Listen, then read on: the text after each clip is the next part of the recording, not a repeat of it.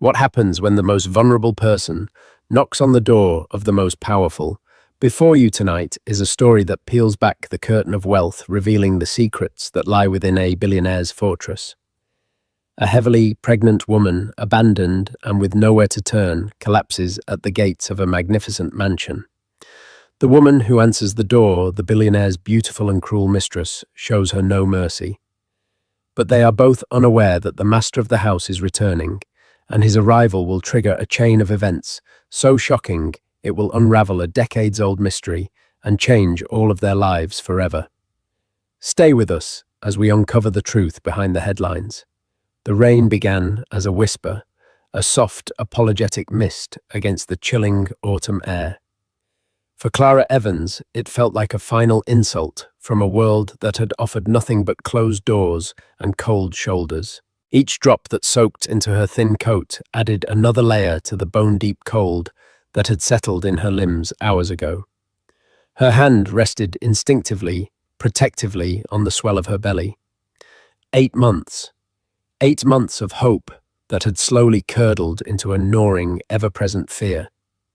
The baby kicked a small, insistent flutter against her ribs, a reminder of the life that depended entirely on her, even as her own strength was failing. Before her stood the Hawthorne estate. It wasn't just a house, it was a declaration of war against mediocrity. A 10-foot-high, wrought-iron fence, each spire a miniature spear, aimed at the sky, enclosed acres of impossibly green lawn. The mansion itself loomed in the distance, a colossal structure of pale stone and dark slate, its windows glowing with a warm golden light that felt like a personal mockery of the encroaching twilight and Clara's own darkening world. She had been walking for 3 days, surviving on the dregs of her savings and the kindness of a few strangers, all to reach this place. This was the address scrawled on a crumpled piece of paper, the last desperate gamble of a woman who had run out of options. It was the home of Alexander Hawthorne, the father of her child. Or so she had been led to believe by the man who had promised her everything and left her with nothing. Her knuckles were white as she gripped the cold, unforgiving bars of the gate. A sleek, black intercom panel with a single, unblinking camera eye was set into the stone pillar beside it. Taking a ragged breath that hitched in her throat, she pressed the button. A moment of static, then a crisp, disembodied voice cut through the air. "Yes, this is a private residence. Please." Clara's voice was a hoarse crackle, far weaker than she intended. "Please, I need to speak with Mr. Hawthorne. My name is Clara Evans. It's urgent." And the silence that followed was heavy judgmental. Clara could feel the unseen eyes from the camera, cataloguing her worn-out shoes, her rain-dampened hair, the desperate plea etched onto her face. "Mr. Hawthorne is not available. Please leave the premises." Tears of frustration and sheer exhaustion welled in Clara's eyes. "No, you don't understand. I have to see him. I'm carrying his child." The words tumbled out, a raw confession, into the impersonal speaker. It was her last card to play the one truth she clung to. Another pause, longer this time. Then the click of the lock. Not the main gates, but a smaller pedestrian door to the side. It swung open a few inches, revealing not a uniformed guard, as she expected, but a woman. She was breathtakingly beautiful, with raven black hair styled in a severe, elegant bob, and eyes the color of cold jade. She wore a silk dressing gown the color of blood, and her perfectly manicured fingers, adorned with a large diamond ring, held the gate ajar. This was Victoria Vance, a name whispered in gossip columns, the constant companion of the notoriously reclusive billionaire. Victoria's eyes swept over Clara, from her frayed collar to the unmistakable swell of her stomach, and a look of utter contempt twisted her beautiful features. "His child?" She purred, the sound like shattered glass. "Darling, you're not even the first one this month. Do you have any idea how many pathetic creatures like you try this little stunt?" "It's not a stunt," Clara insisted, her voice trembling, but gaining a sliver of strength from the insult. "His name is Robert. He worked for Mr. Hawthorne. He told me, he told me Alexander Hawthorne was his father and that he would help us if anything went wrong. Victoria let out a short, sharp laugh that held no humour. Robert, oh, you mean the stable boy? He was fired 2 months ago for theft. And believe me, he was no more Alexander's son than you are the Queen of England. He was a liar and a thief, and you, my dear, are just his latest, most gullible victim. The world seemed to tilt under Clara's feet. Fired. A thief. The man who had sworn he loved her, who had whispered promises of a future in her ear. It couldn't be true. No, she whispered, shaking her head in denial. No, he wouldn't. He promised. Promises are for fools, Victoria sneered, her patience wearing thin. Now get away from this gate, Shufat. You're an eyesore. I'm expecting guests, and I won't have the entrance cluttered with this. She gestured vaguely at Clara as if she were a piece of trash that had blown in with the wind. Desperation clawed its way up Clara's throat, hot and sharp. Please, she begged, tears now streaming freely down her cold cheeks, mingling with the rain. I have nowhere else to go. My baby. Just for one night. A dry place to sleep. I won't cause any trouble. She took a stumbling step forward, her hand outstretched, reaching through the gap in the gate. It was a primal, instinctual plea for help, for a shred of human decency.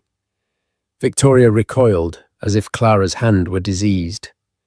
Don't you dare touch me, she hissed, her voice dropping to a venomous whisper. Her face a mask of cold fury, contorted. In a swift, brutal movement, she shoved the heavy iron gate.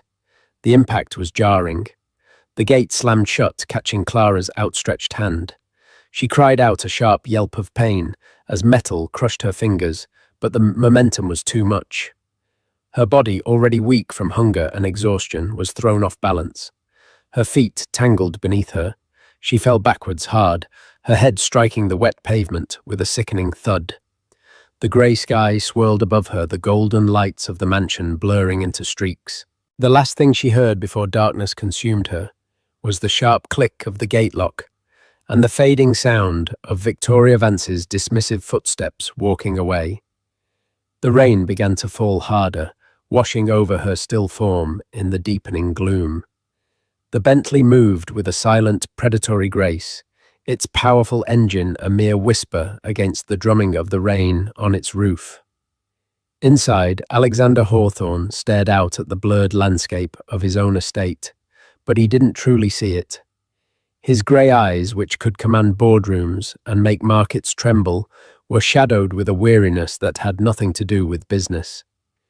It had been 5 years since his wife Sophia had passed, but the silence she left behind still echoed in every cavernous room of the mansion, in every tick of every antique clock.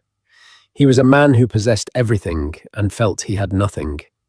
Victoria's call had been an irritation, another manufactured drama about some socialite slight at a charity gala. He was returning home early from a business dinner in the city, not for her, but for the quiet solitude of his library, where he could surround himself with the ghosts of better times. As the car made the final sweeping turn toward the main gates, the powerful headlights cut through the deluge, illuminating a scene that made Alexander sit bolt upright. A figure, a woman, was lying motionless on the pavement just outside his property. A dark, crumpled shape against the unforgiving stone. "Stop the car, Charles," he commanded, his voice sharp with an authority that was rarely questioned. The driver, a man who had been with him for 20 years, brought the Bentley to a smooth halt. Before Charles could even get out to open the door, Alexander was pushing it open himself, stepping out into the cold, driving rain. He shrugged off his expensive suit jacket, holding it over his head as a makeshift shield as he strode quickly towards the fallen woman. He knelt his knee, landing in a puddle with a soft splash that went unnoticed. The woman was young, her face pale and streaked with rain and tears. Her hair was plastered to her forehead, and a trickle of blood ran from a cut on her temple where her head had hit the ground. Then his eyes fell on the pronounced curve of her belly, and a cold knot formed in his stomach. She was pregnant, heavily so. "Charles, call an ambulance. Now." Alexander ordered, his voice tight. He gently brushed the wet hair from her face, feeling for a pulse at her neck. It was there, thready, but present. A small, almost inaudible moan escaped her lips. As Charles spoke urgently into his phone, the side gate to the estate clicked open. Victoria emerged holding a large black umbrella, an expression of extreme annoyance on her face. "Alexander, you're home early?" She began, her tone a mixture of surprise and irritation. Then she saw the scene before her. "Oh, for heaven's sake! Is she still here? I told her to leave." Alexander's head snapped up, his gaze locking onto hers with an icy intensity that made her flinch. "You knew she was here? You saw her?" "Of course I saw her," Victoria said, trying to sound reasonable, as if dealing with a common pest. "She came to the gate spouting some nonsense about being pregnant with your child. A ridiculous story, obviously. I sent her away." "You sent her away?" Alexander's voice was dangerously low. He looked down at the woman's bruised and scraped hand, the fingers already beginning to swell. "And what happened to her hand? How did she fall?" Victoria waved a dismissive hand. "She was hysterical. She probably tripped. These people are always so dramatic, looking for a handout. She was making a scene." Just then, the head butler, a stoic man named Alistair Finch, appeared behind Victoria, his face a mask of professional concern. He had heard the commotion from the gatehouse. "Mr. Hawthorne," Alistair said, his voice calm and steady.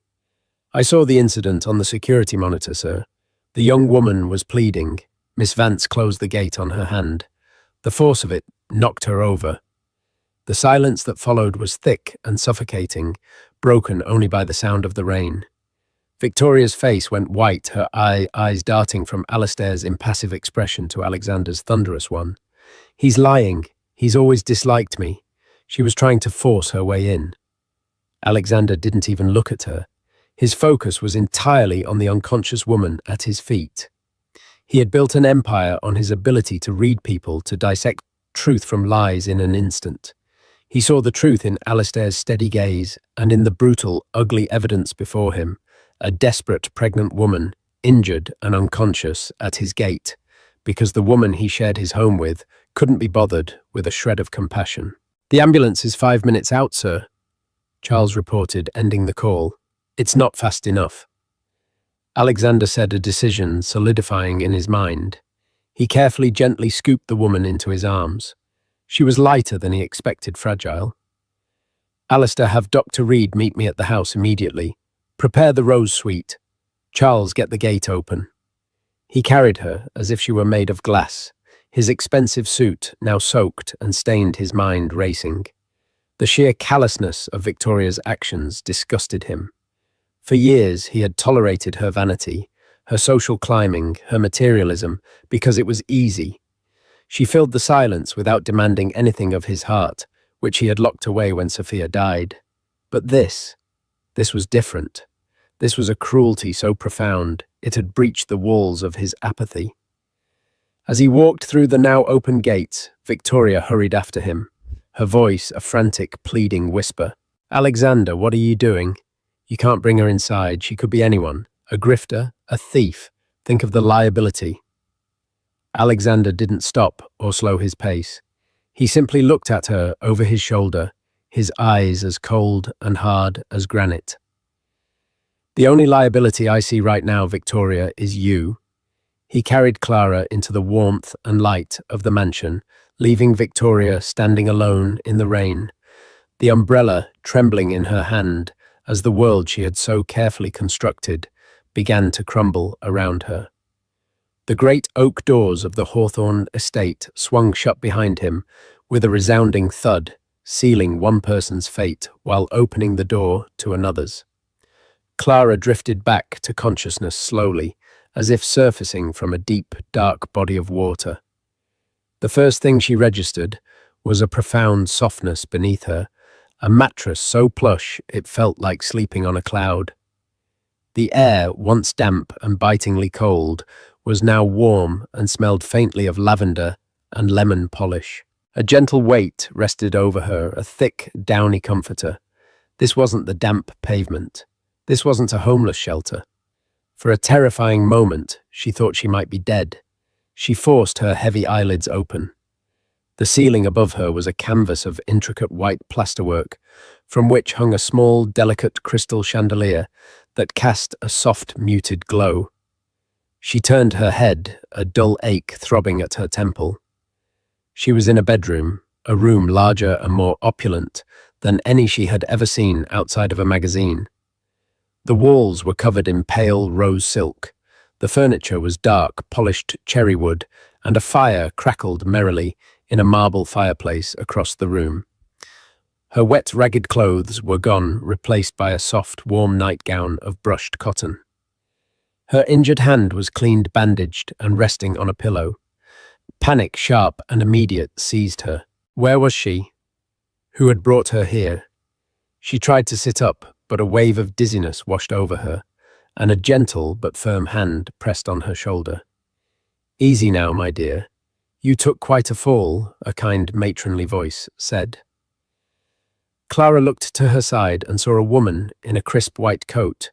She had warm eyes and greying hair pulled back in a neat bun. She held a stethoscope in her hand. "My name is Dr. Evelyn Reed. You're in the Hawthorne residence. Mr. Hawthorne brought you inside." "Mr. Hawthorne," Clara whispered, her throat dry. The name echoed in the vast, quiet room. The billionaire himself. The man whose name was a legend in the financial world. "Yes," the doctor confirmed, her voice soothing. He was very concerned. "Now I've checked you over. You have a mild concussion, which explains the headache and dizziness. Your hand is badly bruised, but nothing is broken. My main concern, however, is for you and the baby." Dr. Reed's professional demeanor softened with a look of genuine sympathy. "You're severely dehydrated and malnourished, Clara. Your blood pressure is dangerously low. You've been running on empty for a long time, haven't you?" Clara could only nod, the shame and exhaustion of her situation washing over her anew. Tears pricked at her eyes. "It's all right," the doctor said, patting her uninjured hand. "You're safe now. We're going to get some fluids and nutrients into you. We need to keep a close eye on the baby. The stress you've been under is not ideal, but your little one is a fighter.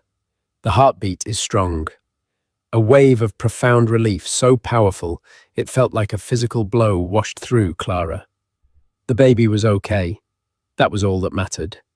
A short while later, a housekeeper brought in a tray with a bowl of warm, steaming broth and a glass of water. Clara drank and ate slowly, each spoonful feeling like a miracle, a gift of life and warmth spreading through her exhausted body. As she finished, the door opened quietly, and Alexander Hawthorne stepped inside. He had changed out of his wetsuit into a simple cashmere sweater and trousers. In the soft light of the room, he looked less like a corporate titan and more like a man carrying a private weight. His eyes, though, were sharp and observant, taking in every detail of her condition. "Miss Evans," he said, his voice a low, resonant baritone. "I am Alexander Hawthorne. I am deeply sorry for what happened to you at my gate." Clara stared at him, intimidated and overwhelmed. You brought me in." "I did," he said, pulling a chair from the corner and sitting a respectful distance from the bed. "The alternative was unthinkable. Dr. Reed has told me about your condition. You need rest." "Thank you," Clara whispered the words, feeling utterly inadequate. "You didn't have to." "My butler, Mr. Finch, explained the situation. He overheard your conversation with Miss Vance." Alexander said, his expression hardening for a moment at the mention of Victoria's name. "You were looking for a man named Robert, who you believed to be my son." Clara nodded, her gaze falling to the rich tapestry of the rug on the floor. "He told me he was. He said you had a falling out, that you were estranged. He said he worked in the stables to stay close to prove himself to you. He, he made it all sound so believable. Alexander sighed a deep, weary sound. I'm afraid Victoria was telling the truth about one thing. Robert was a stable hand, and nothing more. I have no son. My wife and I, we were never able to have children. A flicker of old, deep pain crossed his features so quick that Clara almost missed it. He was dismissed for stealing silverware and a few pieces of jewellery from the staff quarters. I'm sorry, Miss Evans. It seems he was a very proficient liar. The finality in his tone extinguished the last ember of hope Clara had held that it was all a mistake. It was true. The man she had loved, the father of her child, was a common thief and a cruel manipulator who had used her and abandoned her. The tears she had been holding back finally came, silent and bitter. Alexander waited patiently for her quiet sobs to subside. He didn't offer empty platitudes or awkward reassurances. He simply gave her the dignity of her grief. When she finally looked up, her eyes red-rimmed, she asked the question that terrified her most. What happens now, I'll leave in the morning. I won't be any more trouble. Leave. Alexander looked at her as if the idea were preposterous. In your condition, absolutely not. You will stay here as my guest for as long as you need to. You will have the best medical care, proper nutrition, and a safe place to rest until your child is born. Clara was stunned into silence.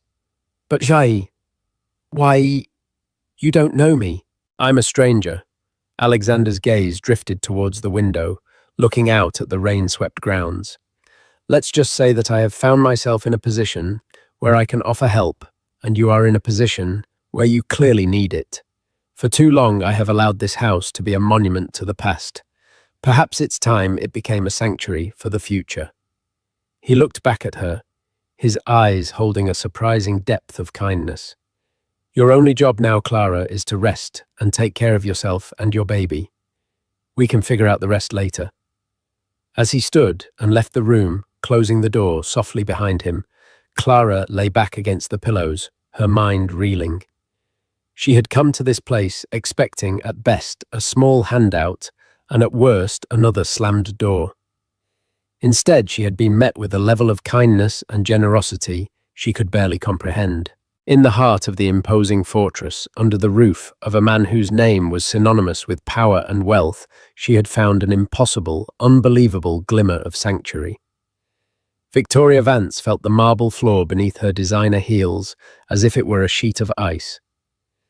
The atmosphere in the Hawthorne mansion had shifted overnight, becoming as cold and hostile to her as the rain she'd been left in. Alexander had barely spoken a word to her since the incident. He hadn't officially told her to leave, but his message was clear in his icy glares and clipped monosyllabic responses. He had moved his personal effects into one of the other master suites, leaving her alone in the opulent bedroom they had once shared. The space now felt less like a lover's boudoir and more like a gilded cage. Her position, which she had always viewed as unassailable, felt terrifyingly precarious. For 3 years, she had been Mrs. Hawthorne in all but name. She organized the parties, graced the charity events on his arm, and managed his social life. She saw herself as the rightful heir to Sophia's throne, a vibrant, modern queen to replace the beloved but tragically deceased one. Alexander had been content to let her play the part. He was emotionally distant, forever mourning his late wife, but he provided a lifestyle beyond her wildest dreams. In return, she provided a beautiful, polished buffer between him and the outside world. It was a transaction, and she had always understood its terms. Now, this pregnant waif, Clara, had upset the entire balance.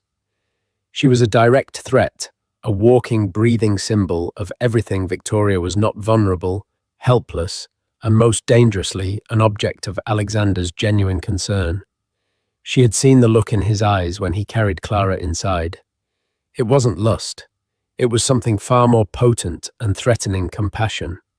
It was a look he had never once directed at her.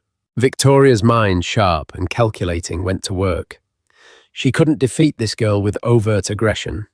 Her disastrous actions at the gate had already proven that. Alexander had taken Clara's side, so she would have to be smarter.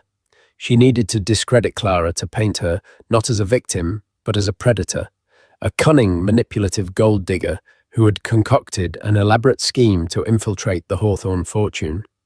Her campaign began subtly. She started with the staff. During a quiet moment in the kitchen, she cornered the head housekeeper, Mrs. Gable, a woman who had been with the family for 30 years and was fiercely loyal to the memory of the first Mrs. Hawthorne. "It's just so tragic, isn't it?" Victoria began, her voice dripping with faux sympathy. "That poor girl. One has to wonder, though. It's all a bit convenient, don't you think?" Mrs. Gable's expression remained neutral. "Mr. Hawthorne has instructed us to ensure Miss Evans has everything she needs." Of course, Alexander is a saint," Victoria said, waving her hand airily. "But he can be too trusting. His heart is so big. A young, pregnant girl showing up right at his gate. It's the oldest trick in the book. I just worry she's taking advantage of his grief." She let the word grief hang in the air, a deliberate reminder of Sophia. Later, she found one of the younger maids, a girl named Bethany, polishing silver in the dining room. "Bethany, have you seen the girl, Clara?" Victoria asked conspiratorially. "I saw her earlier. Did you notice her eyes? They're always watching, calculating. She asked me about the value of the painting in her room. Can you believe it? She's barely conscious, and she's already appraising the furniture." It was a complete fabrication, of course. Clara had barely spoken 2 words to anyone but the doctor. But Bethany, young and impressionable, looked horrified. The seed of doubt was planted. Victoria's next target was Alexander himself. She knew a direct assault on Clara's character would backfire. Instead, she chose a more insidious approach, feigning concern for his well-being and security. She found him in his study that evening, staring into the fire, a glass of scotch in his hand. She approached cautiously, her demeanor soft and contrite. "Alexander," she began, her voice a well-practiced whisper of concern. "I know you're angry with me, and you have every right to be. My behavior was unforgivable. I was stressed, and I acted horribly. But my fear, it came from a place of wanting to protect you." He didn't turn to look at her. "Protect me from a pregnant woman in the rain." "Protect you from a potential threat," she insisted, stepping closer. "We know nothing about her. She claims she was involved with a fired stable hand, a known thief. What if they were in it together? What if this is a setup? She collapses at our gate, gets brought into the house. It's the perfect way for an accomplice to get inside information. To case the joint, as they say." He was silent, swirling the amber liquid in his glass. She pressed on. "I just think we should be careful. For your own safety. I've taken the liberty of hiring a private investigator. A discreet one, of course. Just to run a background check on this Clara Evans. To make sure she is who she says she is. To make sure you're not bringing a viper into your home." Finally, he turned to look at her. His face was unreadable, his eyes shadowed. "You hired a private investigator? For you," she said, placing a hand on his arm. "For us, to protect this family." He slowly pulled his arm away from her touch. "That won't be necessary, Victoria." "But Alexander," I said. He repeated, his voice dangerously quiet. "It won't be necessary. I will handle the security of my own home." He turned back to the fire, a clear dismissal. Victoria retreated, a cold smile touching her lips as she walked out of the study. He had said he would handle it, which meant the seed of doubt had taken root. He was thinking about it. He was worried. Her investigator, a man named Slater, who was known for his ability to find or create dirt on anyone, was already at work. It was only a matter of time. She would prove to Alexander that this girl was a fraud, a snake in their garden. And when she did, he would not only cast Clara out, but he would turn back to Victoria, grateful that she had been the only one vigilant enough to protect him from his own kindness. The whispers had started. Soon, they would become a roar. The Hawthorne mansion, which had at first felt like an intimidating museum, slowly began to feel like a haven to Clara. Under the watchful eye of Dr. Reed and the surprisingly gentle care of the household staff, she began to recover. Colour returned to her cheeks, and the hollows under her eyes began to fade. The baby, nourished and safe, grew stronger, its movements more confident. Mrs. Gable, the head housekeeper, whom Victoria had tried to poison against her, turned out to be a source of quiet, steady support, often bringing Clara extra blankets or a warm cup of herbal tea, her stern facade melting away in the face of Clara's gentle gratitude. Alexander was a constant, if reserved, presence. He would join her for short periods in the sunroom, a beautiful glass-walled space filled with lush plants that had been Sophia's favourite part of the house. He never pried into her past, but instead asked about her hopes for the baby. He spoke of his own life, not of business or finance, but of his late wife. He told Clara about Sophia's passion for gardening, her love for classical music, the way her laughter could fill the cavernous halls of the mansion and make it feel like a home. In Clara, Alexander saw a glimmer of the same quiet strength and innate kindness that he had so loved in Sophia.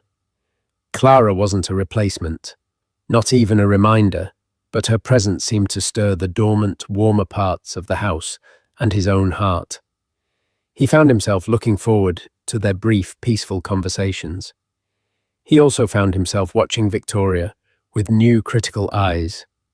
He saw the way she spoke down to the staff, the thinly veiled venom in her concerned questions about Clara, the constant cloying attempts to regain her footing in his life. The more time he spent in Clara's calming presence, the more Victoria's manipulative nature grated on his nerves. The contrast was stark and unsettling. Meanwhile, Victoria was growing more desperate. Her private investigator, Slater, was proving to be expensive and so far frustratingly ineffective. Clara Evans's past was tragically simple. She was an orphan, raised in the foster care system, with a spotless record. She had worked a series of low-paying jobs, never staying in one place for long. There were no hidden criminal ties, no secret accomplices. She was exactly what she appeared to be, alone and destitute. "This is useless," Victoria hissed into the phone at Slater, one afternoon, pacing in her suite. "I'm not paying you to tell me she's a saint. I need something I can use. Dig deeper." Everyone has a secret. Slater. A man with a flexible moral compass understood what was being asked of him. He wasn't just being paid to find the truth. He was being paid to find a version of the truth that his client wanted. "Sometimes," he said in a gravelly voice, "you don't find dirt, you just have to know where to create it." 2 days later, Slater called back, a triumphant tone in his voice. "I've got it," he said. "The girl Evans, she spent 6 months working as a waitress in a diner in a town called Northwood. The owner's son, a kid named Ricky Dunn, has a record. A few minor cons, small-time fraud. It's a stretch, but I can make it look like they were working together. I found a photo of them at a staff party on the diner's old social media page. With a little creative storytelling, we can paint a picture of her as the honey trap in his schemes. Plausible enough to plant the seed." Victoria felt a surge of vicious excitement. It was perfect. It wasn't concrete proof, but it was ugly enough. It created a narrative. She immediately began to plan her moment. She would not let this opportunity go to waste. She would stage the perfect confrontation, one that would expose Clara as a fraud and re-establish her own importance in Alexander's eyes. She decided a small intimate dinner would be the perfect setting. It would be just the three of them. She arranged it with the staff, feigning a desire to clear the air and formally welcome Clara. That evening, the atmosphere in the grand dining room was thick with tension. A magnificent crystal chandelier glittered over the long, polished mahogany table. The table was set for 3, but the distance between the settings felt like miles. Clara, wearing a simple but elegant maternity dress that Mrs. Gable had found for her, felt deeply uncomfortable. She could feel Victoria's eyes on her, sharp and predatory. Alexander, sensing the unease, tried to steer the conversation toward neutral topics. He asked Clara about baby names and spoke of a new wing he was funding at the local hospital.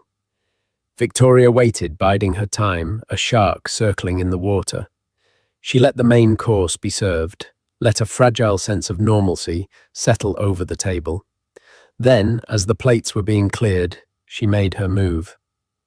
"Alexander," she began, her voice smooth as silk but with an edge of steel. "We need to talk about our guest." Alexander put down his wineglass, his expression wary. "Victoria, this is not the time or the place." "I think it's the perfect time and place," she countered, her voice rising slightly. She turned her cold gaze on Clara. "You have played your part beautifully, I'll give you that. The damsel in distress. So helpless, so innocent. But the show is over." Clara stared at her, her heart beginning to pound. I don't know what you mean." "Oh, I think you do," Victoria sneered. She reached into her handbag and pulled out a slim file folder, slapping it down on the table with dramatic flair. "I did a little digging into your past, Clara, or whatever your real name is. You see, Alexander may be blinded by misplaced pity, but I am not. I know a grifter when I see one." She opened the folder, revealing a grainy photograph of Clara standing next to a young man with shifty eyes. "Recognize him, Ricky Dunn, a known con artist. You were his partner, weren't you? Seducing lonely men, and then he would come in and blackmail them. And now you've moved up to the big leagues. This whole story about the stable boy was a lie, a way to get your foot in the door. The baby, who knows who the real father is? But you saw your chance to trap the biggest whale of all, didn't you?" The accusation hung in the air, poisonous and suffocating. Clara felt the blood drain from her face. She looked at the picture, remembering Ricky as a sad, boastful boy who was always trying to find an easy way out of work. They had never been partners. They had barely been friends. "That's not true," Clara whispered, her voice shaking. "None of that is true." "Save your tears," Victoria snapped, turning to Alexander, her eyes gleaming with triumph. "You see, Alexander, I told you I would protect you. She is a viper, a liar, and a fraud who has been playing you for a fool from the moment she arrived. You have to throw her out. Tonight." She leaned back in her chair, a smug, satisfied smile on her face, confident that her carefully constructed lie was about to unravel Clara's life for good. She looked at Alexander, expecting to see shock, anger, and betrayal. Instead, she saw nothing but a profound, unnerving calm. He hadn't even glanced at the folder. He was just looking at her, his expression one of deep, final disappointment. The silence in the dining room stretched thin and taut, on the verge of snapping. Clara sat frozen, the vile accusations echoing in her ears, her world once again threatening to shatter. Victoria's triumphant smile remained plastered on her face, awaiting the explosion she was sure would come from Alexander. Alexander finally moved. He didn't look at the file Victoria had presented with such theatricality. Instead, he slowly folded his napkin, placed it beside his plate, and rested his hands on the table. He looked directly at Victoria, and when he spoke, his voice was devoid of all emotion, a flat, chilling monotone that was far more terrifying than any shout. "Is that all, Victoria?" The question caught her off guard. "What, Alexander, did you hear?" "What I said. She's a professional con artist. She's here to rob you blind." "I heard you," he replied calmly, "and I've heard your whispers to the staff. I've been aware of your little investigation since the day you hired Mr. Slater. Did you really think you could hire a man to delve into the life of a guest in my house without me knowing?" Victoria's confident smirk faltered. I was doing it for your own good. Were you?" Alexander's voice was still quiet, but it now carried a lethal edge. "You hired a bottom feeder, known for fabricating evidence to fit his client's narrative. You gave him a conclusion and paid him to find a path to it. That's not an investigation, Victoria. That's a smear campaign. He gestured for his butler, Alistair, who had been standing stoically in the corner of the room throughout the entire exchange. Alistair, would you please bring me the file from my desk, the one prepared by Mr. Croft's firm? Alistair nodded and left the room, returning moments later with a thick, leather-bound portfolio which he placed in front of Alexander. You see, Victoria? Alexander continued, his fingers resting on the portfolio. While you were busy playing detective, I had my actual legal team, Jonathan Croft, and his people professionals you might have heard of, conduct a real background check. A thorough one. He opened the portfolio. They found the same things you did at first. A young woman with a difficult past. Foster homes, menial jobs. They found the Northwood Diner. They even spoke with the owner. He described Clara as the most honest and hard-working employee he'd ever had. He said he had to fire his own son, Ricky Dunn, for stealing from the register. He mentioned how his son had a malicious obsession with Clara, and when she rejected his advances, he spread vicious rumors about her all over town. Rumors, Victoria, that your paid source was more than happy to embellish for a fee. Every word was a nail in the coffin of Victoria's scheme. The colour drained from her face, leaving her with a pale, waxy complexion. But my team went deeper, Alexander said, his gaze shifting to Clara, and for the first time a hint of warmth returned to his eyes. They looked into her family history, what little there was. Her mother, Catherine Evans, died in childbirth. There was no father listed on the birth certificate. Catherine was young, estranged from her family. She had run away from her home in a small town in upstate New York years before. Clara listened, her heart aching for the mother she never knew. This was more than she had ever known about her own origins. Alexander paused, taking a deep breath before delivering the final devastating blow. He reached into his jacket and pulled out his wallet. From it, he carefully extracted a small, worn photograph, its edges soft with time. He slid it across the table toward Clara. It was a picture of two young women teenagers, smiling brightly, their arms slung around each other's shoulders. One of them, the one with laughing eyes and a familiar warmth, was instantly recognizable from the portraits in the mansion. It was a young Sophia Hawthorne. The other girl, slightly younger, with the same fair hair and the same shaped eyes as Clara herself, was a stranger. The girl on the right is your mother, Catherine, Alexander said softly. And the woman she is with is my late wife, Sophia. They were sisters. The world stopped. Clara stared at the photograph, her mind struggling to process the information. Sophia. Her aunt. It was impossible. It couldn't be. After your mother ran away from home, her parents, Sophia's parents, passed away. Alexander explained, his voice thick with emotion. Sophia spent years trying to find her.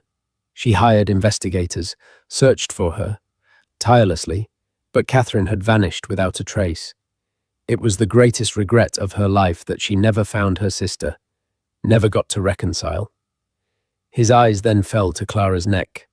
Throughout her stay, she had never taken off the one thing she owned, of any value the only link to her mother, a small silver locket on a delicate chain. May I? He asked gently. Numbly, Clara nodded.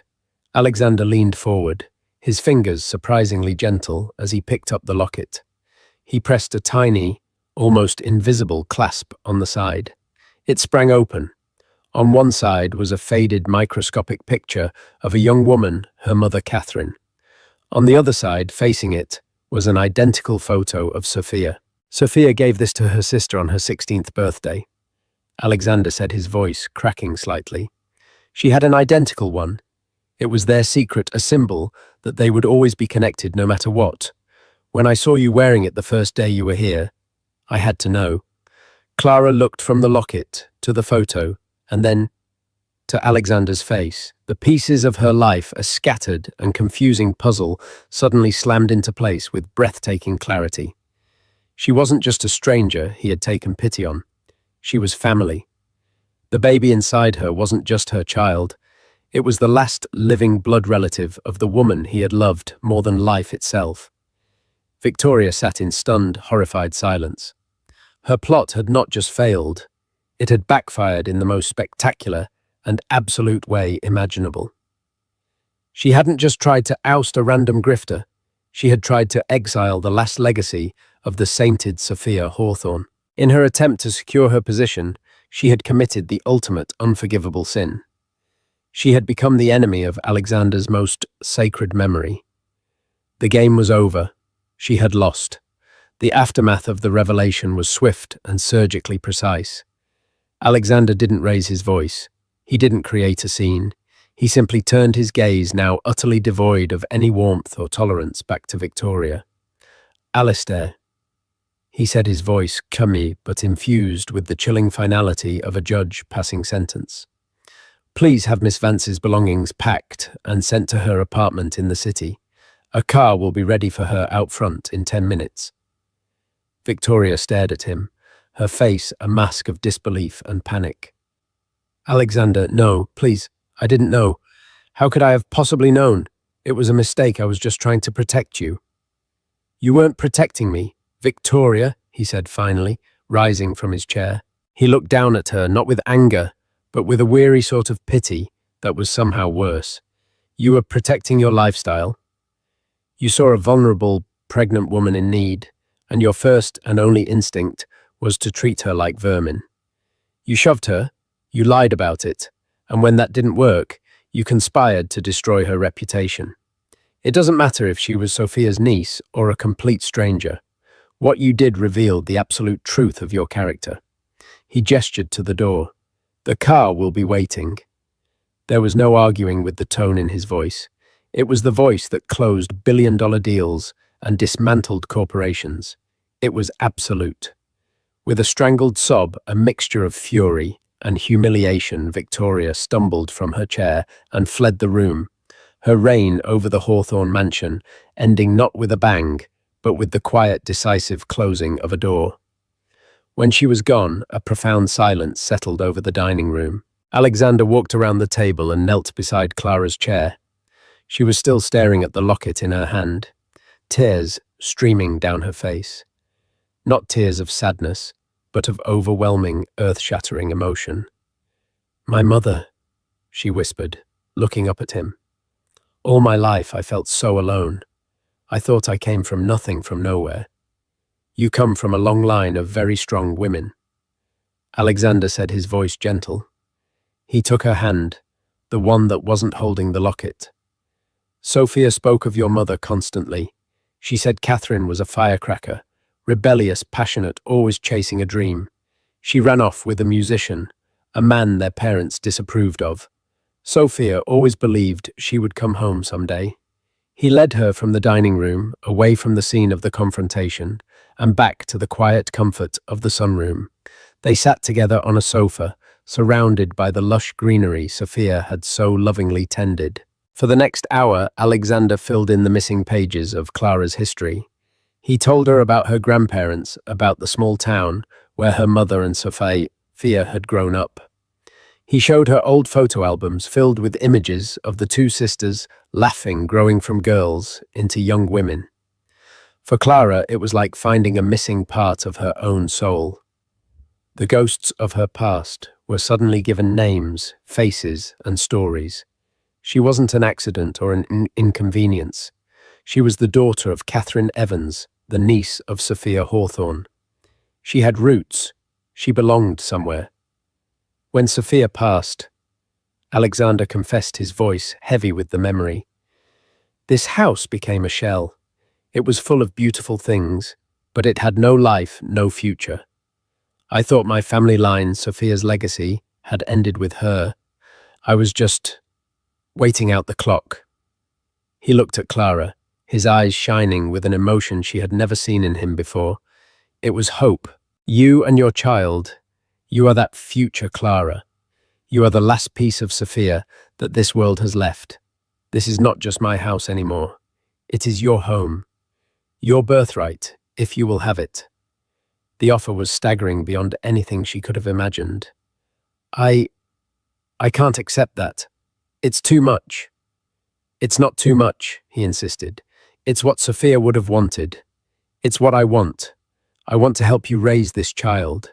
I want to give him or her the family, the security, the love that you were denied. Let me do this. For you, for Sophia. Looking around the beautiful, peaceful room, feeling the steady presence of the man beside her, Clara knew her days of running were over. She had spent her entire life searching for a safe harbor, a place to belong. She had come to these gates seeking help from a lie, only to find a truth more profound than she could have ever dreamed. She was not alone anymore. A few weeks later, the Rose Suite was transformed into a beautiful nursery filled with soft yellows and creams. Mrs. Gable fussed over Clara like a mother hen, and even the stern Mr. Finch could be seen cracking a smile when he spoke to her. The whispers in the halls had been replaced by a quiet, joyful anticipation. One afternoon, as Clara stood by the window of the sunroom looking out over the manicured lawns, Alexander came to stand beside her. He placed a hand gently on her shoulder. "Sophia would have loved you so much," he said quietly. Clara leaned her head against his arm, a gesture of comfortable familiarity that would have been unthinkable just a short time ago. The baby kicked a strong, reassuring thump. "I think," she said, a genuine, radiant smile spreading across her face for the first time in a very long time, "we're going to name her Sophia." Alexander's breath hitched, and he squeezed her shoulder, unable to speak past the lump in his throat. He looked out at the gardens his wife had planted at the bright future, standing beside him, and for the first time in 5 long years, the heavy weight of grief in his chest felt a little bit lighter, replaced by the promise of a new, unexpected, and beautiful beginning. And so a story that began with a desperate plea in the pouring rain ends not just with a new home, but with a new family, forged in the crucible of secrets and lies.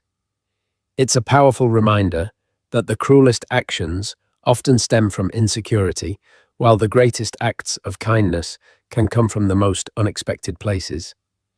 Clara didn't just find shelter in the Hawthorne mansion.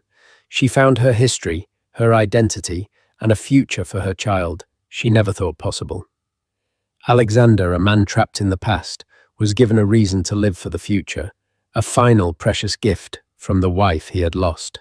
This story shows us that truth has a way of revealing itself, and that character is defined not by wealth or status, but by how we treat those who have nothing to offer us in return. If this story of incredible twists and emotional revelations moved you, please give this video a like and share it with someone who loves a story about justice and unexpected blessings. And don't forget to subscribe to our channel and hit the notification bell for more real-life dramas that will touch your heart and make you think. Thank you for listening. Have you ever seen a smile so sharp it could cut glass? A smile that holds all the condescension and secret triumph in the world.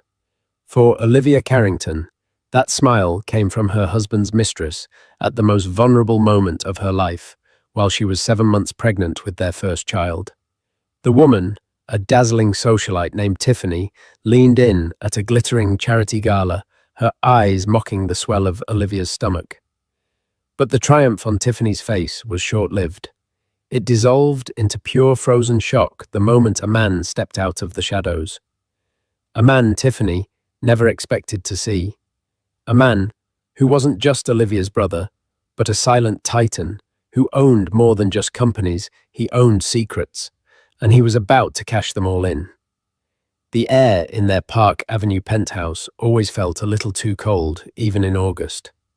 Olivia Carrington adjusted the silk cushion behind her back, trying to find a comfortable position for her burgeoning 7-month belly.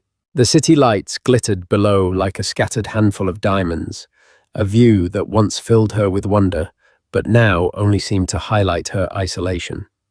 Her husband Ethan was a master of the universe, or at least that's what the magazines called him. His company Sterling Innovations was at the forefront of financial technology, and Ethan himself was the charismatic, handsome face of its success. Their life was a carefully curated masterpiece. Charity galas, summers in the Hamptons, winters in Aspen, and a home that looked like it had been lifted from the pages of an architectural digest. To the outside world, they were the golden couple. But Olivia knew the gold was just plating, and it was beginning to chip. Lately, Ethan had been distant a ghost in their own home. He came home late, smelling of expensive whiskey and a perfume that wasn't hers. He'd kiss her forehead, a perfunctory gesture devoid of warmth, and murmur excuses about late-night investor meetings or troubleshooting a server crash in Singapore. He'd look at her belly with a strained smile that didn't reach his tired, calculating eyes. "It's just the pressure, Liv," he'd say, running a hand through his perfectly styled dark hair. "This new platform launch is a monster. Once it's done, it'll be just you, me, and the little one. I promise." Olivia wanted to believe him. She loved the man she had married 5 years ago, the ambitious but kind man who quoted poetry and remembered her favorite type of flower. But that man was fading, replaced by a stranger who checked his phone incessantly, his thumb swiping through messages with a guarded intensity. Tonight was the annual Starlight Foundation benefit, the crown jewel of the city's philanthropic calendar. Olivia hadn't wanted to go. Her ankles were swollen, and the thought of squeezing into a couture maternity gown and making small talk for hours was exhausting. But Ethan had been insistent. "We have to show a united front, Liv. David Chen will be there. We need his firm's backing for the next round of funding. It's crucial." So, here she was standing in their cavernous walk-in closet, while a stylist fussed with the draping of her emerald green gown. The colour was meant to complement her auburn hair, but she just felt like a large, sad jewel on display. Ethan walked in already in his tuxedo. He looked impeccable, his smile camera-ready. "Wow," he said, his eyes scanning her. "You look magnificent." The compliment felt hollow, rehearsed. He fastened his platinum cufflinks, his reflection in the mirror, looking past her. His phone buzzed on the marble countertop. He picked it up, his back to her. She saw his shoulders relax, a genuine smile, the kind he used to give her, briefly touching his lips as he typed a quick reply. He quickly deleted the thread, a practiced fluid motion. The chill in the room deepened. "Who was that?" Olivia asked, her voice softer than she intended. "Just David's assistant confirming our table," he said, without turning around. "You ready?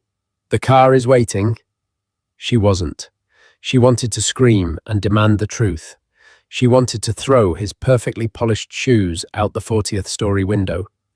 But she thought of the baby, her tiny daughter kicking gently against her ribs, and swallowed her words. For the baby she would play her part. For the baby she would endure one more night in their gilded cage. As they rode down in the private elevator, the silence was suffocating. Ethan was scrolling through market reports on his phone, already detached. Olivia rested a hand on her stomach, a silent promise to the little life within her. "I will protect you," she thought, no matter what. She had no idea that tonight, that promise would be tested in a way she could never have imagined. She felt utterly alone, unaware that the one person in the world who could truly protect her was already moving pieces on a chessboard she didn't even know existed. The ballroom of the Pierre Hotel was a dizzying spectacle of wealth and influence. Chandeliers dripped crystals like frozen waterfalls, casting a warm glow over hundreds of guests in designer gowns and bespoke tuxedos. The air hummed with the clinking of champagne flutes and the low murmur of conversations about stock portfolios and summering in St. Bart's. For Olivia, it felt like drowning in a sea of superficiality. Ethan had abandoned her almost immediately, steering his business partner David Chen towards a group of potential investors. "Just networking, darling," he'd said, with a quick dismissive kiss to her cheek. "I'll be right back." An hour passed. Olivia found a small plush armchair in a slightly less crowded alcove, sipping a glass of sparkling water and trying to look elegantly serene rather than miserably abandoned. She watched Ethan across the room. He was magnetic, effortlessly charming the crowd. He laughed, his head tilted back, a picture of success. And standing just a little too close to him was a woman. She was stunning in a way that was both obvious and aggressive. Her dress was a column of crimson silk that seemed poured onto her statuesque frame. Platinum blonde hair, lips the same shade as her dress, and diamonds at her ears and throat that greedily caught the light. Olivia had seen her before in society. Blogs, Tiffany Jenkins, a lifestyle influencer and professional party guest who always seemed to be attached to the arm of some powerful man. Olivia watched as Tiffany placed a perfectly manicured hand on Ethan's forearm, her laughter loud and theatrical. Ethan didn't pull away. He leaned in, whispering something in her ear that made her smile widen. A hot, sickening wave of jealousy and betrayal washed over Olivia. This was it. This was the source of the strange perfume. The late nights, the secret smiles at his phone. It was all horribly painfully real. Her heart hammered against her ribs. She wanted to flee, to run from the ballroom, and the hundreds of eyes she imagined were pitying her. But she was rooted to the spot, a prisoner of decorum. Then, the woman Tiffany detached herself from Ethan and began making her way through the crowd. Her eyes scanned the room, and for one horrifying second, they locked with Olivia's. There was no hesitation. With the predatory grace of a shark sensing blood, Tiffany changed her trajectory and headed directly for her. Olivia's breath hitched. Be calm. Be dignified, she told herself, her hand instinctively cradling her belly. Tiffany stopped in front of her chair, looking down at Olivia, with an expression that was a perfect blend of feigned sympathy and utter contempt. Olivia, isn't it? She said, her voice smooth and syrupy. It's so brave of you to come out tonight in your condition. The word hung in the air, weighted with insult. I'm pregnant, Tiffany, not terminally ill, Olivia replied, her voice impressively steady. Tiffany let out a small tinkling laugh. Of course. It's just such a transformative time. For a woman, everything changes. Your body, your priorities, your husband's, attention span. The jab was surgical in its precision. Olivia felt the blood drain from her face. Tiffany leaned in closer, her expensive perfume a cloying cloud. Her gaze dropped pointedly to Olivia's swollen stomach and then back to her eyes. A slow, triumphant smile spread across her face. It was a smile of ownership, a smile that said, I have what you think is yours. He comes to me when he's tired of this. I am the future, and you are the past. You know, Tiffany continued in a conspiratorial whisper, Ethan is all about the new ventures, new technology, new beginnings. You have to be able to keep up. And that was it. The confirmation delivered with a smile meant to shatter Olivia's world. In that moment, surrounded by 1,000 people, Olivia had never felt so utterly humiliated. Tears pricked at the corners of her eyes, but she refused to let them fall. She looked past Tiffany, searching for Ethan, hoping for a savior. He was still across the room, oblivious, laughing with another investor. He wasn't going to save her. He was the reason she was drowning. Olivia just stared, speechless, her world crumbling. Tiffany's smile widened, savoring her victory. She had won. The pregnant, matronly wife had been put in her place. But the victory was fleeting. Tiffany's triumphant expression began to falter, her smile freezing on her perfectly painted lips. Her eyes, which had been locked on Olivia, had flickered to a point just over Olivia's shoulder. The color drained from her face, replaced by a pale, waxy shock. The confident posture evaporated her shoulders, hunching almost imperceptibly. The smirk was gone, replaced by the slack-jawed look of a cornered animal. Olivia, confused by the sudden shift, heard a low, calm voice from behind her. A voice she knew better than her own. I find, the voice said, each word laced with Arctic chill, that new beginnings often lead to very abrupt endings. Isn't that right, Miss Jenkins? Olivia didn't need to turn around. The voice was an anchor in her swirling sea of despair. It was the voice of her older brother, Noah Prescott. Noah was not a man who commanded attention with loud words or flashy suits. His power was a quiet, immense gravity that bent the world around him. While Ethan built his empire on algorithms and venture capital, Noah's company, Northgate Holdings, dealt in the old world of tangible assets, shipping real estate, and corporate restructuring. He was the kind of man who bought companies, stripped them down, and sold them for parts, all without ever raising his voice. He was fiercely private and even more fiercely protective of Olivia, especially since their parents had passed away a decade ago. He stepped around the armchair, positioning himself between Olivia and Tiffany. He wasn't as tall as Ethan, but his presence seemed to consume all the air in the alcove. He wore a simple, impeccably tailored black suit, no frills, no flashy watch. His focus was entirely on Tiffany, and his eyes, a cool, piercing grey, were utterly devoid of emotion. Tiffany Jenkins, who had just moments before been the picture of predatory confidence, now looked like a fragile doll. She visibly swallowed her hand, fluttering nervously near her throat. "Noah," she breathed, her voice a reedy whisper. She had clearly not expected him to be there. He wasn't on the guest list. He despised these events. "Ms. Jenkins," he said, his tone flat and cold, "you seem to have my sister at a disadvantage." "No, I was just congratulating her," Tiffany stammered, attempting to reassemble her composure. It was a pathetic attempt. Noah's lips curved into something that was not a smile. It was a baring of teeth. "Were you? It looked to me like you were discussing new beginnings. Let's talk about those. I know you're fond of them. For instance, the new beginning you had after you left your last benefactor, the real estate mogul from Miami, the one whose wife filed a very messy, very public lawsuit that named you specifically." Tiffany flinched as if he'd struck her. Her face went from pale to ghostly white. I don't know what you're talking about." "Oh, I think you do," Noah continued, taking a small step closer. He didn't loom, but his proximity was menacing.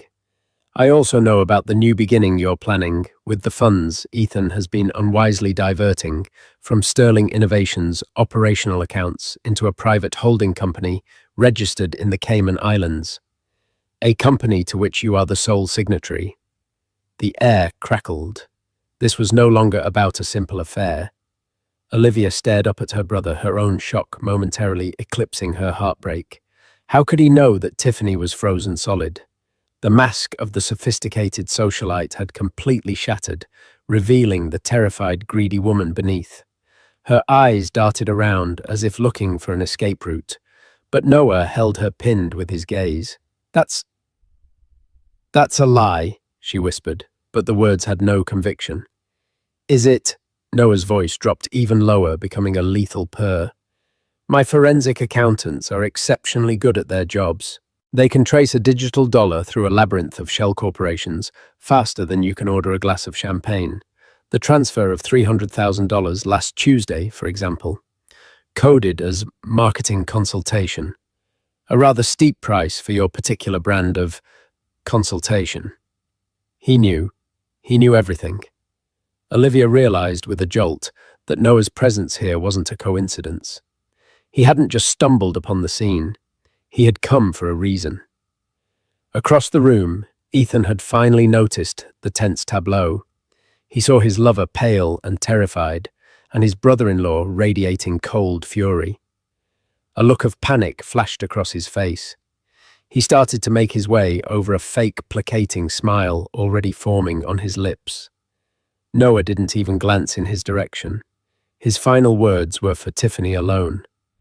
"So, you'll forgive me if I'm skeptical about your well wishes for my sister's future," he said, his voice like the scrape of steel on stone. "You are not a new beginning. You are a liability, and I always deal with my family's liabilities." He then did something that sealed her humiliation. He reached into his pocket, pulled out a simple, crisp business card for Northgate Holdings, and pressed it into her trembling hand. "Give this to your lawyer," he said softly. "You're going to need him." With that, he turned his back on her completely. his attention shifting to Olivia. His expression softened instantly, the icy rage replaced with profound concern. "Liv, are you okay? Let's get you home." He helped her to her feet, his arm a solid protective presence around her. As they turned to leave, Ethan finally arrived, his face a mask of confusion and forced bonhomie. "Noah. What a surprise. What's going on, Tiffany? Are you all right?" Ethan asked, looking between the three of them. Noah didn't even stop walking. He looked straight at his brother-in-law, his eyes promising a reckoning. "We'll talk later, Ethan," he said. And the way he said it made it clear it wasn't a suggestion. It was a verdict. The ride back to the penthouse was a blur of silent tears for Olivia and stony silence from Noah. The chauffeur, a long-time employee of Noah's, drove with practiced discretion, his eyes fixed on the road. Noah had simply wrapped a large protective hand over Olivia's on the seat between them, a gesture of solidarity that spoke more than words ever could.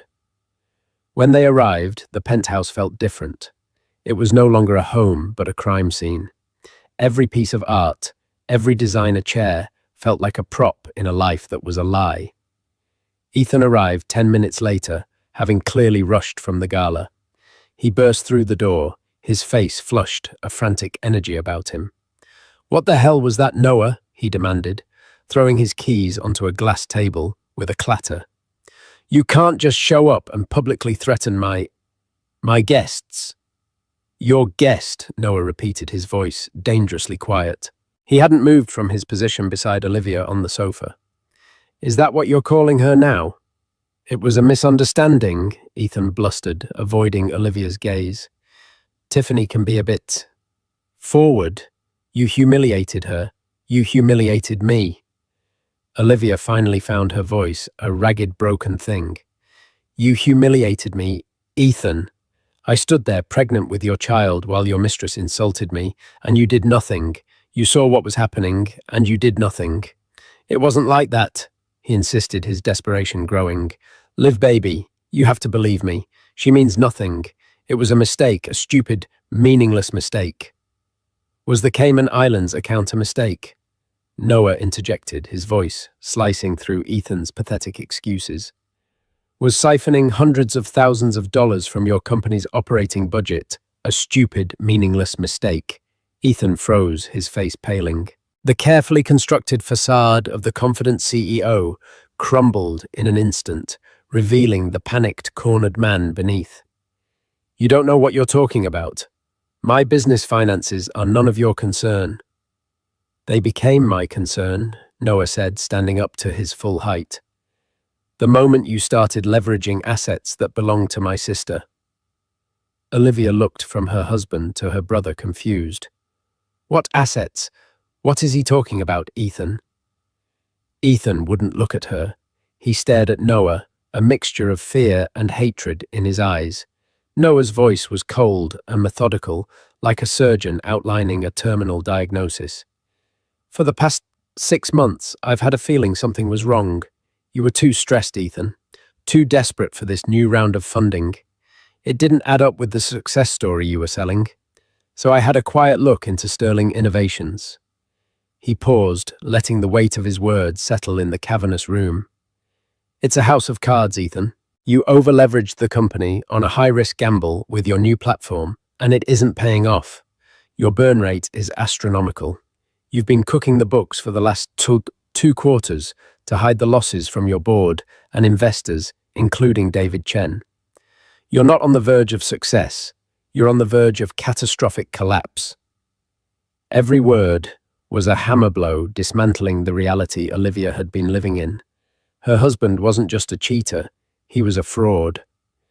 "The money you've been giving Tiffany," Noah continued, his gaze relentless, "wasn't your money to give. It was investor capital, company funds, and worse, to secure a bridging loan. 2 months ago, you put up collateral. You signed a personal guarantee." "So what?" Ethan spat, trying to regain some semblance of defiance. "It's my company." "No, it's not just yours," Noah said, his voice dropping. He turned to Olivia, his expression softening with regret, as if pained to be the one to tell her. Liv, when you got married, Dad's estate lawyer set up a marital trust for you. It contains your inheritance, stocks, bonds. The deed to the summer house. It was structured so that while you are the sole beneficiary, your spouse has certain limited managerial rights, provided it's for mutual financial benefit. Ethan used his position as your husband to list the assets in that trust as collateral for his failing company's loan. Olivia felt the air leave her lungs. It wasn't just his betrayal of their marriage vows. He had gambled with her future, her family's legacy, the security she was meant to pass on to their child. You promised, she whispered, the words catching in her throat as she looked at Ethan. You promised you would never touch that. Ethan finally looked at her, and she saw no remorse in his eyes, only the raw panic of a man whose schemes had been exposed. I was going to pay it back. Once the platform launched, the money would have come pouring in. I did it for us. You did it for yourself, Noah corrected him coldly. You risked my sister's entire inheritance to fund your ego and keep your girlfriend in diamonds. And when the bank calls in that loan, and they will, now that I've had a quiet word with their risk assessment department, they won't be seizing Sterling Innovations' worthless shares. They'll be coming for Olivia's trust. They'll be coming for her home. The silence that followed was absolute. The truth, in all its ugly, devastating detail, lay bare on the expensive rug between them. Ethan, the charismatic genius, was a liar, a cheat and a thief who had been willing to sacrifice his wife and unborn child's future to save himself. Olivia felt a strange calm descend upon her.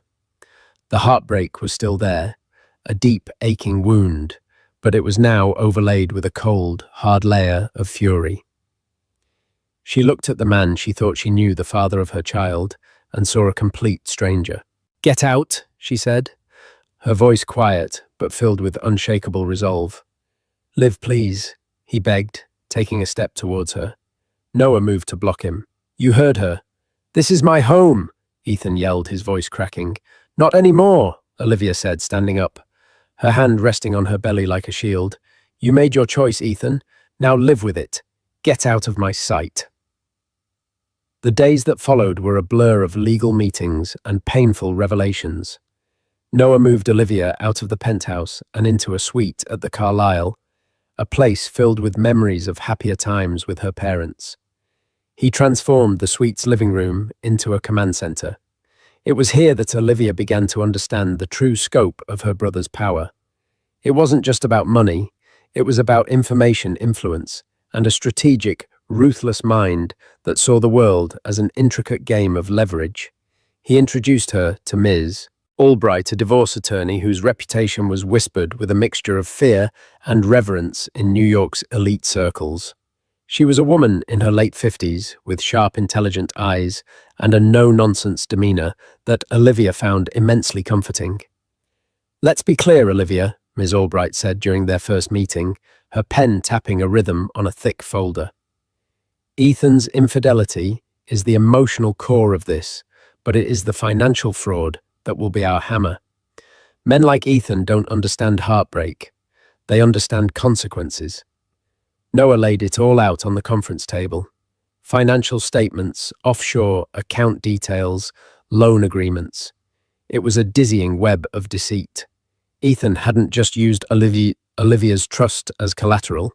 He had systematically misrepresented its value, inflated his company's projected earnings, and committed what amounted to bank fraud.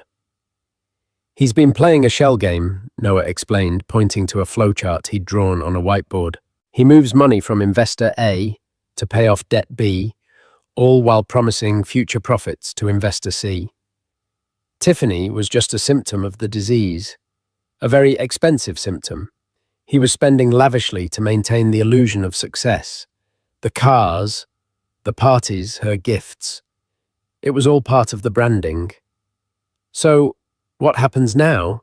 Olivia asked, feeling overwhelmed. The bank. Will they take everything? No. Noah said, his voice firm. They won't, because they made a mistake. They were so eager for Ethan's business that they accepted the collateral agreement without performing proper due diligence. Ms. Albright is about to have a very pointed conversation with their legal department about their complicity in accepting a fraudulent application. We will argue that the guarantee he signed is null and void due to his misrepresentation. And if that doesn't work, then we move to phase 2, Noah said, his eyes glinting. I've been in touch with a few of Sterling Innovation's other board members. They're not happy. I may have, anonymously, shared some of my forensic accountant's findings. An emergency board meeting is being called for Friday. Ethan is about to be very, very busy. He wasn't just protecting Olivia.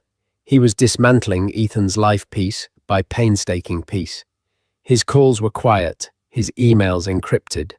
He moved with a silent efficiency that was terrifying to behold. He had lunch with David Chen, Ethan's business partner, who left the meeting looking pale and shaken. He spoke with columnists at major financial papers, seeding stories of rumored instability at Sterling Innovations. The company's stock, which was already fragile, began to slide. Olivia watched it all, a strange mix of awe and sorrow churning within her. She was mourning the man she thought Ethan was, the life she thought they would have. But with each piece of evidence of his deceit, a new strength grew in its place. This was no longer just about being a victim. It was about survival. One afternoon, Ms. Albright produced a document that made Olivia's blood run cold. It was a power of attorney form, supposedly signed by Olivia, granting Ethan broad control over her financial accounts in the event of her incapacitation. "When did you sign this?" Ms. Albright asked gently. Olivia stared at the looping, elegant signature at the bottom. I never have. I've never seen this document before in my life." Ms. Albright nodded slowly, as if she had expected this. "We'll send it for forensic analysis, but I'm quite certain I know what they'll find. The signature is an almost perfect forgery." The weight of this new betrayal was suffocating. He hadn't just used a loophole in their marital trust. He had actively forged her name. He had planned to take everything likely under the guise of her being incapacitated by pregnancy or childbirth. It was premeditated, cold, and utterly monstrous. That night, Olivia couldn't sleep. She stood by the window of the hotel suite, looking out at the city that now felt so alien. Her phone buzzed. It was a text from an unknown number. "You're making a huge mistake. Don't think you can destroy him. You'll be left with nothing." Olivia knew instantly who it was from. Tiffany. The message was pathetic, a desperate threat from a woman whose gravy train was about to derail. A week ago, it would have terrified her. Tonight, it barely registered. She typed a simple reply, her fingers steady. "I already have everything I need." She then blocked the number and rested a hand on her stomach, where her daughter kicked a tiny, reassuring flutter. Noah was building a financial fortress around them, but Olivia was building a different kind of fortress within herself. One made of resolve, maternal love, and a strength she never knew she possessed. The gilded cage was broken, and she was learning how to fly. Tiffany Jenkins lived her life by a simple, brutal calculus. A woman's value was directly proportional to the wealth of the man she was with. For the last year, Ethan Carrington had been her blue-chip stock, a guaranteed investment in a future of Chanel bags and summers on the Amalfi Coast. She wasn't in love with him. Love was a luxury she couldn't afford. She was invested in his success, his power, and the status it conferred upon her. Now her stock was plummeting, and panic was setting in. The first sign of trouble was the rejection of her Amex Black Card at Bergdorf's. The cashier's polite, pitying smile was more insulting than an outright accusation. Then came the call from the dealership. The lease payment for her Maserati was overdue. Ethan, who had always been so attentive, was suddenly impossible to reach. His texts were short and dismissive, full of frantic excuses about board meetings and legal troubles. The whispers started soon after. At a luncheon she attended, She felt the temperature in the room drop when she approached. Women who had once fawned over her now offered tight, dismissive smiles and turned their backs. The story of her confrontation with Olivia at the gala had spread like wildfire, painted in the most unflattering light possible. She was no longer the seductive homewrecker. She was the classless fool who had picked a fight with Noah Prescott's sister. And Noah Prescott was a name that inspired fear. Unlike the new money tech billionaires, his was an old quiet power that ran deep beneath the city. To cross him was to become a ghost, erased from guest lists, blacklisted from boards, your credit lines mysteriously drying up. Tiffany was quickly learning the brutal reality of that power. Desperate, she drove to Ethan's office, a sleek glass tower in Hudson Yards. She used her keycard, but it beeped red. Access denied. The security guard at the front desk, a man who used to greet her with a deferential nod, now looked at her with cold indifference. "I'm sorry, Miss Jenkins. Mr. Carrington is in a meeting. He's left instructions not to be disturbed." "I'll wait," she said, her voice sharp. "The lobby is for scheduled appointments only." He replied, his tone final. Humiliated, she retreated to the street, her rage simmering. This was all Olivia's fault. The mousy pregnant wife who should have quietly accepted her fate was somehow fighting back. And it was all because of her brother. Tiffany's desperation curdled into a reckless plan. If she could just talk to Olivia, woman to woman, she could fix this. She could appeal to her, threaten her something. She found out from a gossipy acquaintance where Olivia was staying the Carlisle. She walked into the hotel lobby, trying to project an aura of casual wealth as if she belonged there. She took the elevator up to Olivia's floor and found the suite. She knocked, her heart pounding. The door was opened, not by Olivia, but by a severe-looking woman with grey hair pulled into a tight bun. It was Ms. Albright. "Can I help you?" the lawyer asked, her eyes sweeping over Tiffany in a dismissive, analytical glance. "I'm here to see Olivia Carrington. I'm a friend," Tiffany lied. Ms. Albright's lips thinned into a semblance of a smile. "I am Ms. Albright, Mrs. Carrington's legal counsel. Olivia is not receiving any friends today, or any other day. Any and all communication you wish to have with my client can be directed through my office." "This is a personal matter," Tiffany insisted, trying to peer around the lawyer into the suite. "I assure you," Ms. Albright said, her voice dropping to a glacial temperature, "that given the circumstances, including potential civil action against you for the recovery of misappropriated funds, there is nothing personal about your relationship with my client. It is now entirely and irrevocably a legal matter. Goodbye, Ms. Jenkins." The door closed with a soft final click. Defeated, Tiffany retreated. The world she had so carefully constructed was collapsing.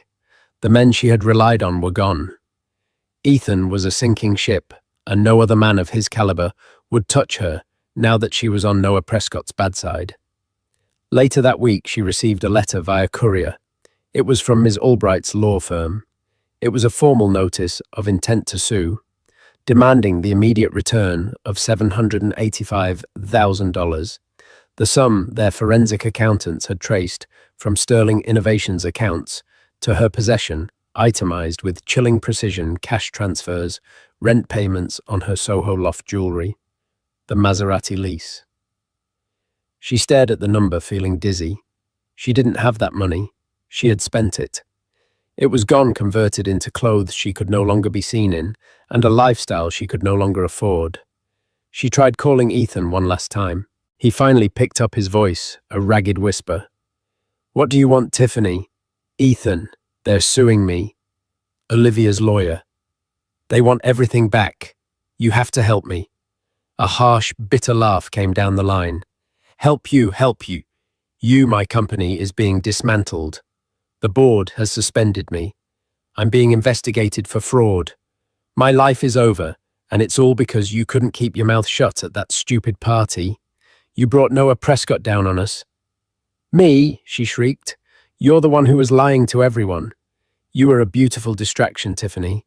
That's all you were ever supposed to be." He said, his voice laced with venom. "You've become far too expensive. Goodbye." The line went dead. Tiffany Jenkins sat in her too expensive loft, surrounded by things she no longer owned, and for the first time, the brutal calculus of her life gave her the answer she had always feared: zero. She had backed the wrong man, underestimated the quiet wife, and provoked a titan. She was left with nothing but the bitter taste of her own triumphant, foolish smile. The deposition was held in a sterile conference room at Ms. Albright's firm high above Madison Avenue. The air was thick with tension.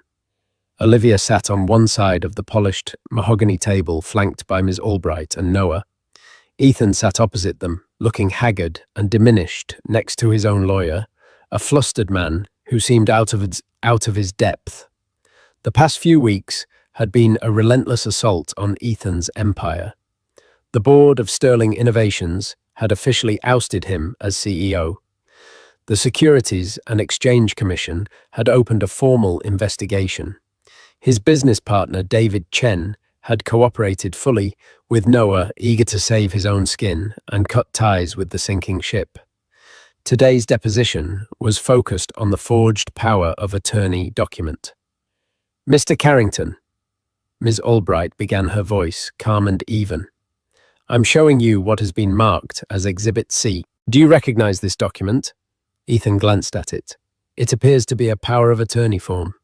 And do you recognize the signature of the principal, purportedly your wife, Olivia Carrington?" Ethan's lawyer shifted nervously. "My client asserts his Fifth Amendment privilege against self-incrimination." Ms. Albright smiled faintly. "Of course he does. Let the record show the witness is refusing to answer. We have a report from a certified forensic document examiner confirming with 99.9% certainty that the signature is a forgery. A very skilled one, but a forgery nonetheless." Olivia watched Ethan.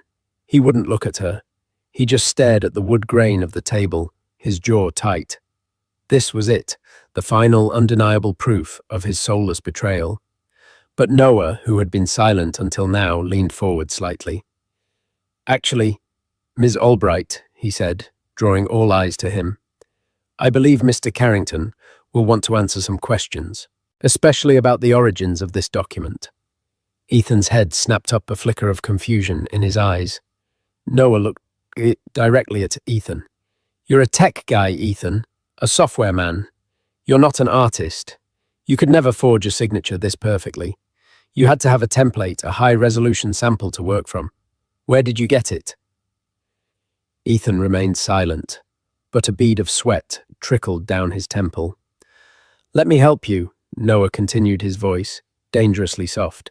"You got it from the paperwork you both signed for the life insurance policies last year, didn't you? Handled by Westlake Financial Group, specifically by a senior partner you were introduced to, a partner who encouraged you to take on more risk, who suggested certain creative accounting methods." A dawning horror mixed with confusion spread across Ethan's face. How do you know that?" And here Noah played his final card, the twist that Olivia never saw coming. "Because I own Westlake Financial Group," Noah said simply. "It's one of Northgate's subsidiary holdings, and the senior partner, who was advising you, a man named Mr. Peters, has been on my payroll for 15 years. He reported every single meeting, every single ill-advised venture, and every single morally bankrupt idea you had directly to me." The room was utterly silent. Olivia stared at her brother, her mind reeling. Ms. Albright's professional composure finally cracked her eyebrows, shooting up in surprise. Ethan looked as though he'd been struck by lightning. "What? Why?" "Because when my sister married you, I prayed I was wrong about you." Noah said, his voice now filled with a raw, cold anger that he had kept hidden until this moment. "I saw the ambition in your eyes, and I hoped it was tempered with integrity. But I don't operate on hope. I operate on data. So I put a system in place. A quiet observer. For years, Mr. Peters just reported that you were ambitious and a little reckless. But then, about a year ago, your behavior changed. You became desperate. You started talking about Olivia's trust. You met Tiffany. He let that sink in before delivering the final, devastating blow. You think Tiffany found you, Ethan, a woman with her history of targeting wealthy married men. That was no coincidence. She was introduced into your circle by an acquaintance who also coincidentally owes me a significant favor. Tiffany wasn't the cause of your downfall. She was a catalyst, a stress test designed to see just how low you would sink, and you failed spectacularly. Tiffany wasn't the predator. She was the bait. Ethan was speechless, his mouth opening and closing, with no sound coming out. He had thought he was the master manipulator, the smartest man in the room.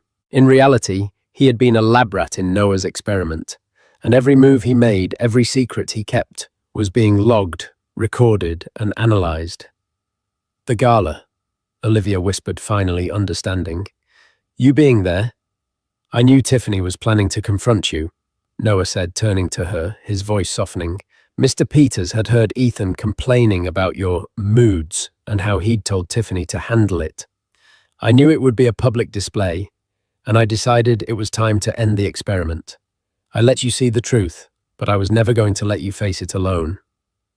The entire affair, the slow-motion car crash of her marriage, hadn't been an accident. It had been an immaculately controlled demolition. Noah hadn't just reacted to the crisis. He had orchestrated the stage upon which it would play out, ensuring he controlled the outcome from the very beginning. He had let Ethan have just enough rope confident that he would inevitably hang himself. And he had. Ethan finally broke.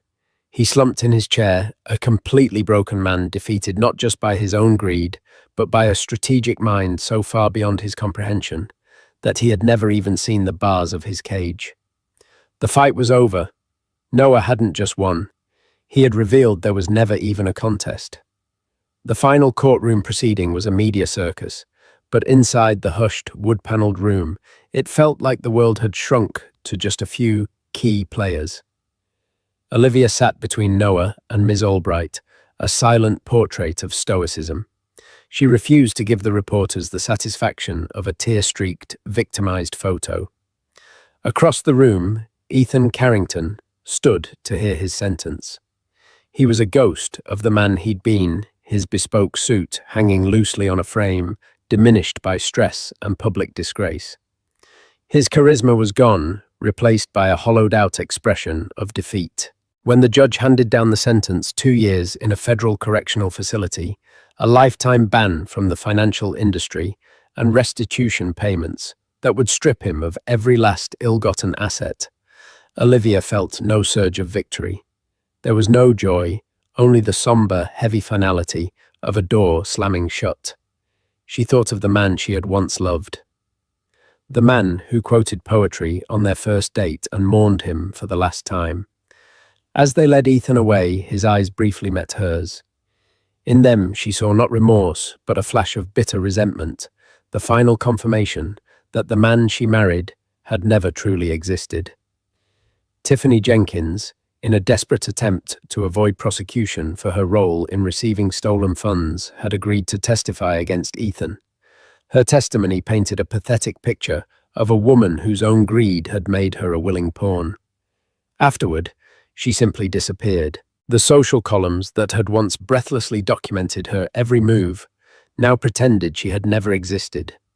Olivia would later hear a rumor from Ms. Albright Tiffany was spotted working at a makeup counter in a Scottsdale department store.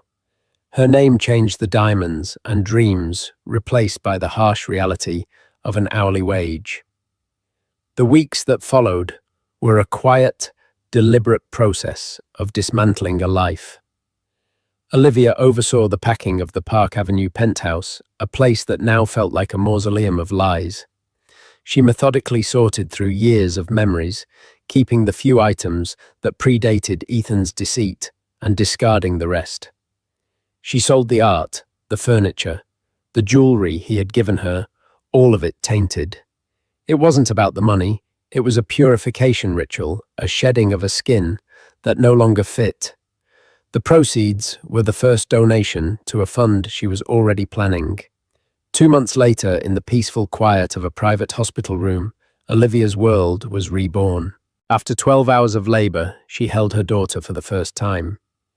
The baby was tiny, perfect, with a dusting of auburn hair just like her own. As she looked into the infant's deep, trusting eyes, the last of the bitterness and pain in Olivia's heart washed away, replaced by a fierce, primal wave of love and purpose that was more real than anything she had ever felt. She named her Grace for the unexpected gift she was, and for the state of being Olivia now aspired to. In that moment, she was no longer the wronged wife of Ethan Carrington. She was Grace's mother, a title that felt infinitely more powerful. She did not want Grace's first home to be a place of temporary refuge, like a hotel. With Noah's help, she found a historic brownstone in the West Village, nestled on a quiet tree-lined street. It was the antithesis of the penthouse. It had old wooden floors that creaked, a small overgrown garden in the back, and a fireplace that crackled with warmth. It had character. It had a soul. Olivia spent weeks nesting, not with interior designers, but with her own 2 hands painting walls, choosing fabrics and planting rose bushes in the garden. She was creating a sanctuary, a fortress of warmth and love for her and her daughter. As Grace grew from an infant into a curious toddler, so did Olivia's vision for her own future. The idea that had simmered within her began to take shape. She met with Ms. Albright not as a client, but as a collaborator. Together, they sketched out the framework for a new nonprofit, the Prescott Foundation for Women's Economic Independence. Its mission was simple and direct: to provide top-tier legal and financial forensic services to women who were being financially defrauded or abused by their powerful partners, women who, unlike her, did not have a Noah Prescott to call. 18 months after Ethan's sentencing, the foundation was celebrating its first major victory. They had helped a young mother untangle a web of offshore accounts her husband had used to hide his assets, securing a fair settlement that guaranteed the future for her and her children. Olivia sat in her office, a modest but bright space, and read the grateful letter from the woman, her heart swelling with a pride she had never known in her old life. That evening, she was in the garden pushing a giggling Grace on a small swing set when Noah arrived. He no longer looked like a corporate titan on a mission, but simply an uncle. His tie loosened a stuffed bear for his niece under his arm. "I heard about the Miller case," he said, smiling as he watched Grace swing. "Congratulations, you're actually doing it, Liv." "We're doing it," she corrected him gently. "I never would have had the strength if you hadn't shown me that fighting back was an option." He grew quiet for a moment, his gaze distant. "You know," he said softly, "for all the deals I've made, for all the companies I've dismantled, I've never been as terrified as I was that night at the gala. Not for the business, but for you.